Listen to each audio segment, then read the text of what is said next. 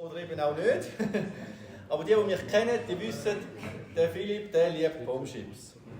Aber das ist, wenn man das ein bisschen genauer anschaut, wenn ihr seht, wenn ich die Bombschips behandle, dann ist das überhaupt keine Liebe.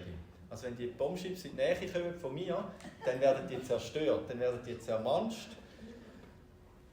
Und das Wohlergehen von diesen Bombschips ist mir überhaupt nicht wichtig.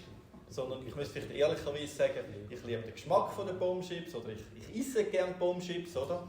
Aber die Bombschips als Objekt selber, das Wohlergehen von diesen Bombschips ist mir eigentlich überhaupt nicht wichtig, sondern es geht nur um mich.